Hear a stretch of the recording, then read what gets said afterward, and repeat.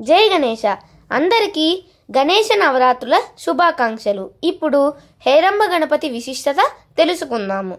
హేరంబ గణపతి అనేది వినాయకుడి 5 తలల విగ్రహ రూపం. ఇది నేపాల్లో ప్రత్యేకంగా ప్రాచుర్యం పొందింది. వినాయకుడి తాంత్రిక పూజల్లో ఈ రూపం ముఖ్యమైనది మరియు గణేశుడి 32 రూపాల్లో ఇది ఒకటి. హేరంబ గణపతిని సిద్ధి విఘ్నేశ అని కూడా అంటారు.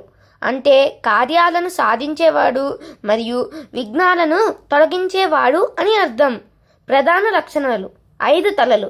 హేరంబ గణపతి రూపాన్ని విభిన్నమైన మరియు 5 తలలతో దర్శనమిస్తారు. పంచముఖాలు: మొదటిది ఈశానముఖం, శివతత్వం, జ్ఞానం, పరమాత్మ. రెండవది తత్పురుష ముఖం, ప్రాణశక్తి, ఉపాసన.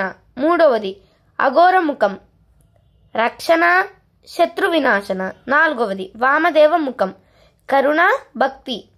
ఐదవది సద్యోజత ముఖం, సృష్టిశక్తి, ఐశ్వర్యం. ఇప్పుడు 10 చేతుల్లో ఆయుధాలు తెలుసుకుందాం. మొదటిది పాశం, అంకుశం, జపమాల, ఫలం, మోదకం, శూలం, గద, పరశు, కపలం, అభయ హస్త ముద్ర. వాహనం: హేరంబ గణపతికి వాహనం సింహం. సాధారణ గణపతి వాహనం ఎలుక అయినా హేరంబకి సింహం అంటే మహాశక్తి. పంచముఖ శ్లోక: ఈశాన తత్పురుషాశ్చ అఘోరో వామదేవకః సద్యోజాశ్చ పంచాయితే హేరంబ స్వరూపిణః.